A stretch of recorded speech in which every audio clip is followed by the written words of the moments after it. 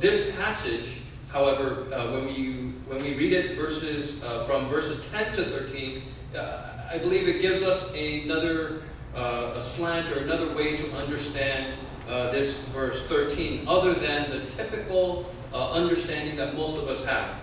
Because like I said, most of us will recite this verse when we're going through difficult trials, because really the expectation is, and if you really take this verse 13 out of context and just simply recite it for what it says, I can do all things through Christ who strengthens me, it almost makes it sound like, no matter what the circumstances, how difficult, how trying it may be, that Christ or God will give us victory. And that's really the expectation that many people have when they recite this verse. And whether it be personal trials or spiritual trials or struggles, this verse is recited again with the expectation by most people that Christ will give them victory, that Christ will give them just an overwhelming win for their cause or for the purpose in which that they recite this verse. But when you really take it in context, beginning with verse 10 all the way down to 13 and all the way down to verse 20, actually, there's something else that we can learn, because through the life of the Apostle Paul here, and this is a letter that was written to the church in Philippi, and just as a quick summary, Paul had visited and really started the church and laid the foundation and planted the seed for the church in Philippi over 10 years ago from the time of this writing. And so for over a decade, the Apostle Paul has, other than the initial visit and follow-up, he had not been with the church in Philippi. And many years have gone between that time. And yet, Paul is writing this letter, and at this particular time in his life, he was in prison in Rome. Remember when we were going through the book of Acts, we learned toward the end of the book of Acts that Paul ultimately ends up in Rome. But we need to remember that Paul ends up in Rome in dire circumstances because he had appealed his case to Caesar. And so even though Festus and the governors and the regent could have let him go, because the Apostle Paul appealed his case to Caesar, they had to send Paul to Rome. And so through his journey, remember, he was shipwrecked in Malta, and he ultimately ends up in Rome. And during the time that he wrote this letter, he was actually imprisoned. He was under house arrest, and so that means he was probably chained to a Roman guard pretty much throughout all hours of the day, day in and day out, 7 days a week. And he was probably living under very dire circumstances. There was no way of telling, at least from the Apostle Paul's perspective, what was going to happen to him. Although he was under those circumstances for a couple of years, during that time, he had no way of knowing whether once he goes to Caesar, that he was going to be freed or let go, or whether he was going to receive the death penalty, whether he was going to be hung or beheaded or even thrown into the lion's den. So really, he was toward the end of his, toward the latter chapters of his ministry and of his life when he is writing this portion in this letter to the church in Philippi. And when we begin in verse 10, he begins with a rejoicing because for over 10 years, he had not heard anything from the church in Philippi in the official sense. Although he has heard news from other disciples and other ministers who he had run into over that time, he had not heard directly from the church in Philippi. And when he receives, and we don't know exactly what he received, but in verse 10 it tells us that he rejoiced in the Lord greatly that now at last your care for me has flourished again. So during that 10 years of a lapse where he had not received anything or heard really anything substantive from the church in Philippi, while he is imprisoned in Rome, he receives a package. And basically what we can probably gather is that he probably received a care package of sorts, probably something that Paul could read, an update regarding the circumstances and the situation in church in Philippi, as well as maybe some food or things that would sustain the Apostle Paul. And so he expresses his thanks he clearly says that he rejoiced in the Lord greatly. And notice what he says, though. He says, now at last your care for me has flourished again. So within that phrase, we learn many things. We learned that there was a gap, certainly in terms of time, between this package and the package that had come prior, maybe. But he says, and he qualifies that by saying, though you surely did care, but you lacked opportunity. And so the Apostle Paul, he's not saying, it's been in the letter and the tone of this letter, or this part of the letter, isn't like, well, you know what, guys, it surely has been a long time since you sent me anything. That's certainly not the tone in which the Apostle Paul writes this portion of the letter. And he's not meaning it in terms of a rebuke or a disciplinary type of thing. He is stating simply a fact. And we understand what he means by what he says here toward the second part of the verse when he says, though you surely did care. So he is acknowledging the fact that the Christians in Philippi certainly did care for the Apostle Paul. They cared for him, but you lacked opportunity. So basically, the Apostle Paul isn't necessarily giving the church in Philippi a scapegoat by saying, you just lacked opportunity. I know you meant well. I know you were thinking of me. I know if the opportunity was there, you would have sent many, help or assistance to me. But up until now, you lacked that opportunity. You didn't have that opportunity. So in the one sense, it almost sounds like, the Apostle Paul is giving the church in Philippi an excuse. But really, that's really not the intent. What the intent is of this verse is the Apostle Paul is simply stating a fact. And he is letting the church in Philippi and the Christians and the believers in the church in Philippi know that the Apostle Paul certainly understands where their heart is. And if under the providence of God, if the church in Philippi had the opportunity to show more evidence or show physically how they cared for the Apostle Paul, they certainly would have been doing that. Even before, this latest package had arrived for the Apostle Paul.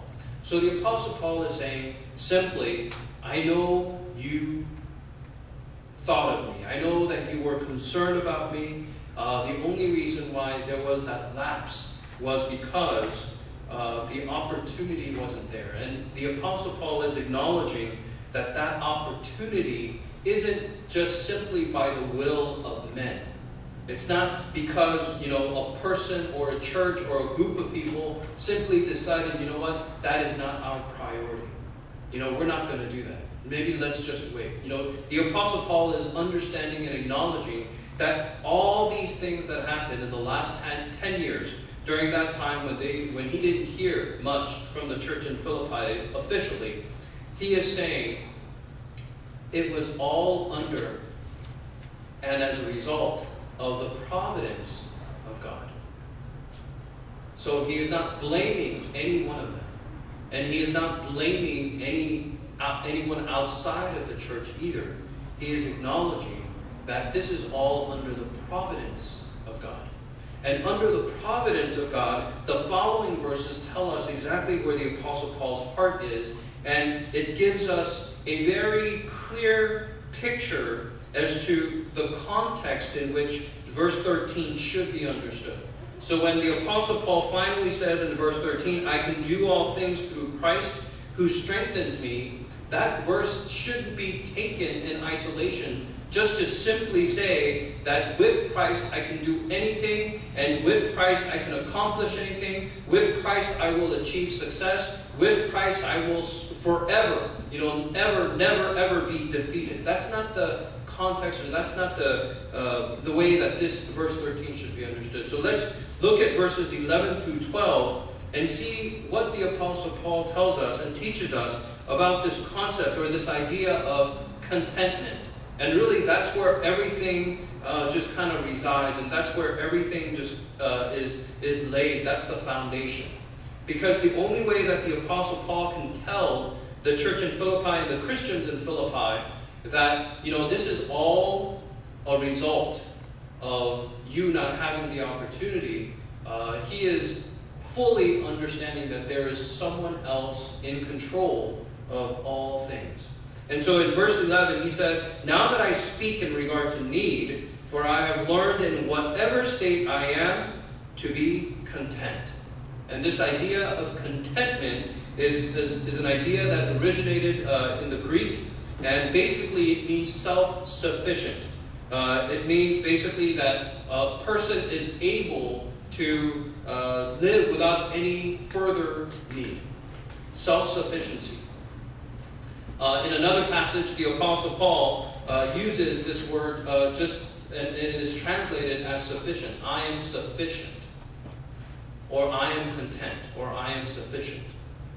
And so when the Apostle Paul says, "In whatever state I am to be content," he says, "I speak, for I have learned." He has learned in any circumstances, in all circumstances, whatever circumstances, he has learned to be content. And that is the big idea here.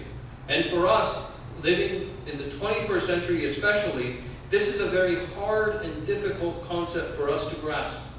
Because contentment, even though we have the idea of contentment, we certainly understand the concept of contentment. When we translate it, or when we look at synonyms for contentment, being self-sufficient, we certainly get that idea. But to truly find contentment in the way that the Apostle Paul found contentment, and in the biblical sense of the word contentment, we have a long, long way to go. Because notice what the Apostle Paul says. He says, whatever circumstances or whatever state he is in, he has learned to be content. And that's the key. Whatever state, whatever circumstances. Because for most of us, that doesn't work. For most of us, it's not whatever circumstances we find contentment. For most of us living here in the 21st century, in our culture, it's not whatever circumstances we find contentment. It is in a specific set of circumstances we find contentment. If those set of circumstances doesn't fit our bill and doesn't fit what our idea of contentment is and what life should be, then we are not content. And so there are many, many people in our culture, in our country, and all over the world who are living their lives without being content. Because we have not learned to be content in whatever state or whatever circumstances. We find contentment in certain circumstances, or a certain ideal set of circumstances that we have conjured up in our mind. And notice that the world's idea of contentment is also temporary. It isn't something that is static. It's not like a person, reaches a goal of being contentment. Let's say, hypothetically, a person has a specific idea of what their contentment is. And I think as young people, we have those ideas and we have those hopes and dreams. Many young people will think, as soon as I graduate college with a great degree, I'll find a great job that pays a lot of money. I'll find a great mate, get married, and have so many kids. That is my idea of contentment. That is my idea of happiness. Right? For those of you who are not yet married. But those of us who are married, I know even after you get married, those ideas change. Right? Our idea of being content and being happy changes. It is temporary. And as soon as we achieve that ideal sense of happiness or contentment that we have, as soon as we attain or as soon as we achieve that ideal, all of a sudden, we're not content anymore. We need to find the next level of contentment. We need to find the next level of happiness. And we are forever chasing after contentment until probably the day that we die. And that day, when we finally reach that point in life, when we are breathing our last, people may realize, you know what? I've never reached contentment. I've never reached happiness. I'm falling short here. Now what am I supposed to do? I'm running out of time. I'm done. What am I going to do? But the idea of contentment that the Apostle Paul teaches us through this passage is totally different. And if you read verse 13 without this qualification that we read in verse 11. In whatever state. So if we say, in whatever circumstances, I can do all things through Christ who strengthens me, that is the fuller understanding of that verse. It isn't just taking that verse 13 and saying, I can do all things through Christ who strengthens me, and all of a sudden have our dreams and hopes, this worldly dreams and hopes, and think that we're going to achieve because Christ is going to strengthen me to achieve that goal. But we need to read that fully. And we need to understand when the Apostle Paul says, I can do all things through Christ who strengthens me, he is saying, I can do all things through Christ who strengthens me in all circumstances. No matter what state we find ourselves in. Think about what the Apostle Paul is doing, or where he is at the moment that he is writing this letter. He is not in a state where he is in riches. He is not lying down in a palace or he's not living in a palace where he's, going to his little office with a desk and with a scribe and all sorts of materialistic things to comfort him physically when he is writing this letter. He is writing this letter probably at one of the lowest points of his life, when he has done all sorts of wonderful things for Christ. And yet he has time and time again encountered obstacles and hurdles, persecution. He was at points of death, near death, multiple times prior to this.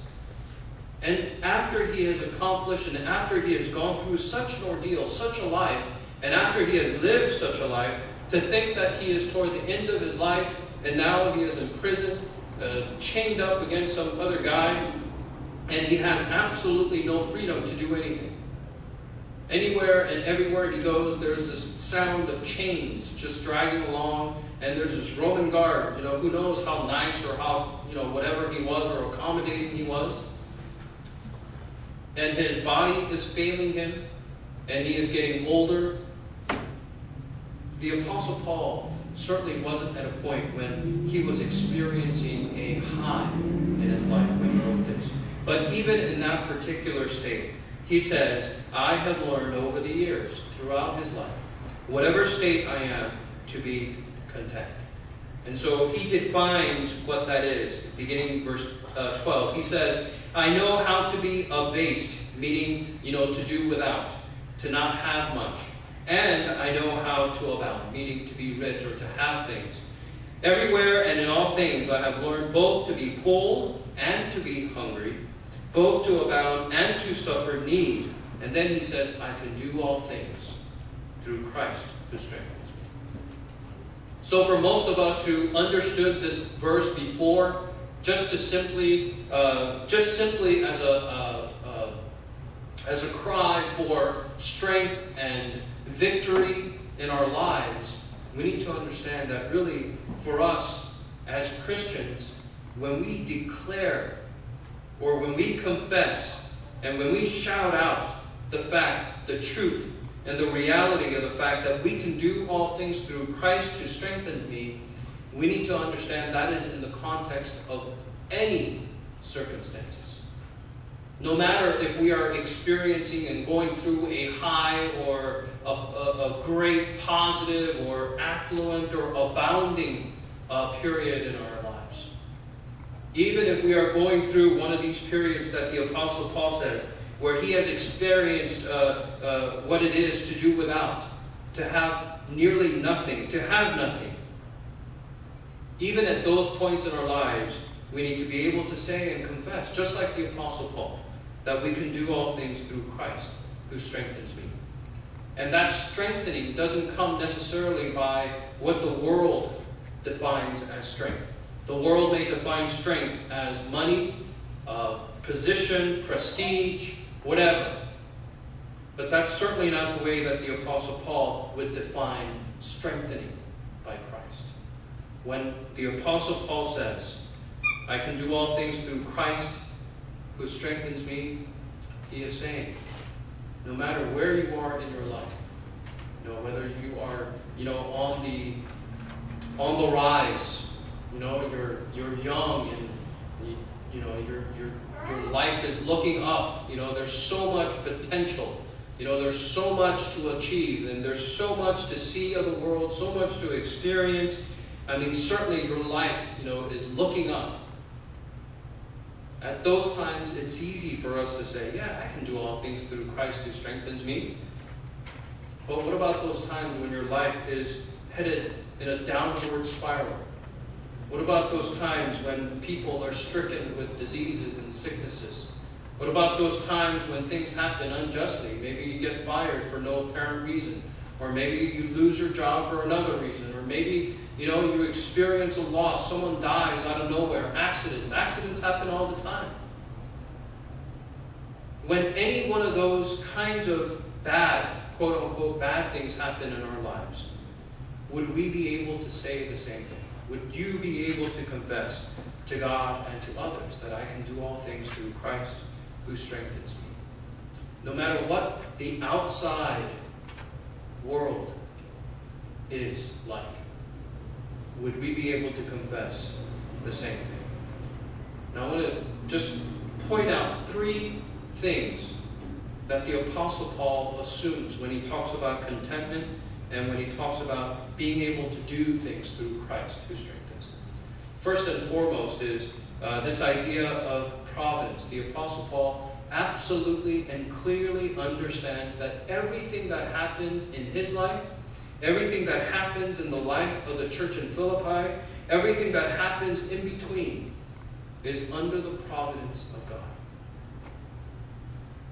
I know there are many of us, I know you guys are, type A personalities where you think you need to be in control of all things, and all of a sudden when you feel like you're losing control, you think the whole world is coming apart and everything is falling apart around you, and we think that we are losing control and we have, the world is basically coming to an end. And in many ways, I'm like that, and I think Kathleen is, somewhat like that in our family. It's just unfortunate that our kids don't think that way. You would think it would be nice if our kids thought, I'm going to take some responsibility and get things done, and it's under my control and my whatever. But especially for those people who are type A personalities, you need to understand, and we need to understand, that we are not in control. We are not even in control of our own bodily functions. And you can't. And when you realize that you are not in control of not only your own life, your family's life, your church's life, and the world, we need to acknowledge that God is the one who is in control. And so for the Apostle Paul, he absolutely understood that. And so when he says in verse 10 to the church in Philippi, though you surely did care, but you lacked opportunity, he's acknowledging that even though there was love and concern for the Apostle Paul on the part of the church in Philippi, under the providence of God, that opportunity to show that love wasn't there until now. And throughout his life, the Apostle Paul, you don't see the Apostle Paul getting all antsy, getting all excited because certain things are going his way. Even when the Jews from the synagogues, whenever he would go and preach, even when they came and attacked him, when they came and tried to silence him, when they came trying to stone him, he did not get flustered. And he didn't think that things were out of control. He allowed God to take control of all things, and he acknowledged that he did not control all things. Only God controls all things. Secondly, this idea of contentment for the Apostle Paul, you needed to understand not only, give you a quick example. There are 2 general ways that God works within our history, within the life and within the history of mankind. And one way is providence. And providence is God providing for all things to happen, right? And it started from the day of creation when God created the heavens and the earth and brought all of the universe, brought the planet Earth and brought all the creatures and the environment and humankind into being. So it is God providing for the needs and the necessity and the sustenance of mankind. And then there's another way that God works in human history, and that is through miracles. And most of us are drawn to miracles. Many people, all people are probably drawn to miracles, right? Because those are the flashy things. Those are things that people, really look at and they wonder, oh wow, they're amazed by miracles.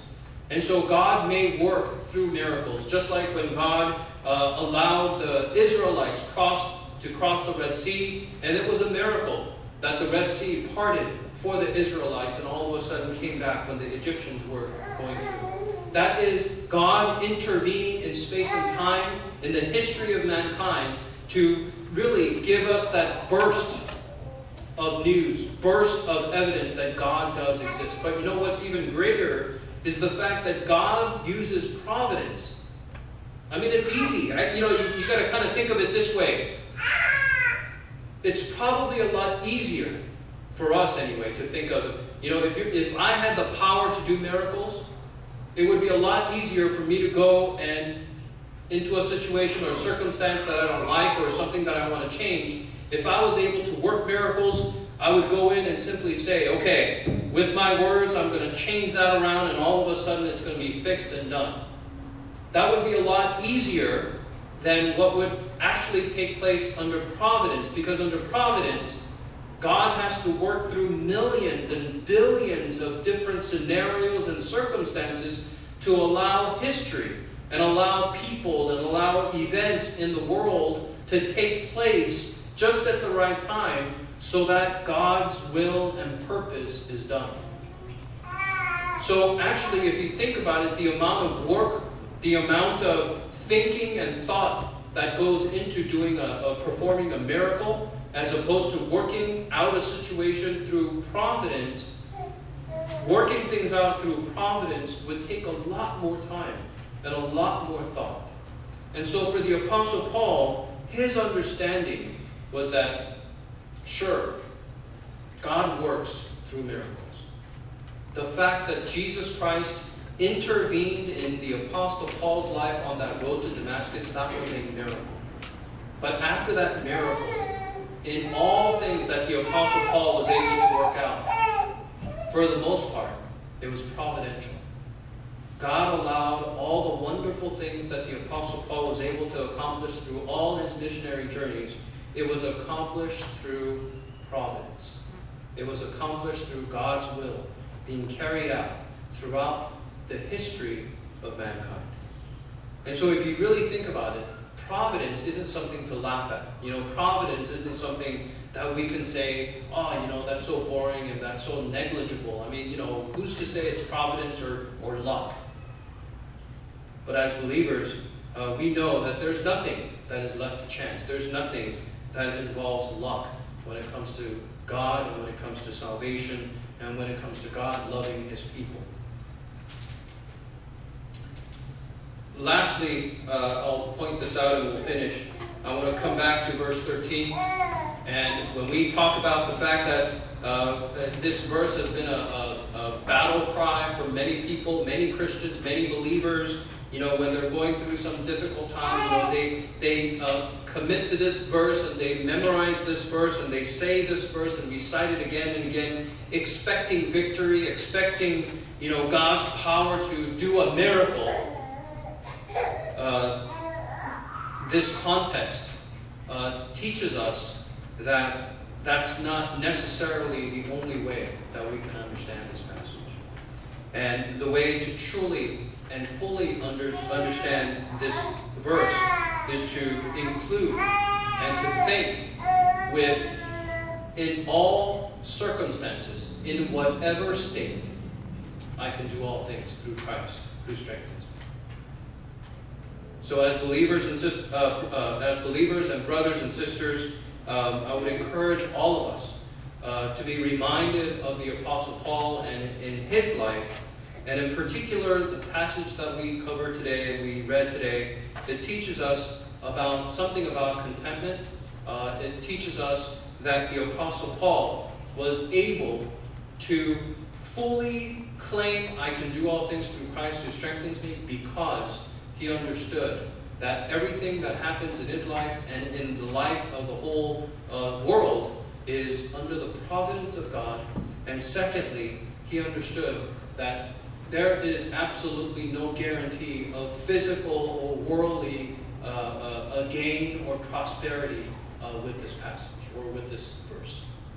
This verse is simply talking about our spiritual victory and really the source of our spiritual strength. Our spiritual strength comes from Christ. And we surely can do all things, no matter what the circumstances, as long as Christ strengthens us. No matter whether we have $1 to our name, no matter whether we have a house to our name, no matter we have, anything to our name or not. We can do all things through Christ, who strengthens us in whatever circumstances, because God is the one who is providentially under control. And he is the one who gives us that eternal strength. Let's pray. Gracious Heavenly Father, we are grateful and thankful for your wonderful words of encouragement through the life of the Apostle Paul. We know that he endured and encountered extreme hardship. And despite his experiences, despite the difficulties, he was able to proclaim and he was able to confess that he can do all things through Christ. And we pray that you would help us to understand it as we meditate on that verse and on this passage. Help us to more fully understand the purpose and the power of this passage. Help us, Lord, to be strengthened, especially when we are going through trials and struggles. And help us, Lord, to be reminded of the Apostle Paul and this passage. We thank you, Lord, and we pray that you would continue to be with each and every one of us throughout this week. Help us, Lord, be with us and counsel us in our hearts throughout this week. And help us, Lord, to glorify you in all that we do. We thank you, Lord, and we pray these things in Jesus' name. Amen. Let's end our worship with the Lord's Prayer.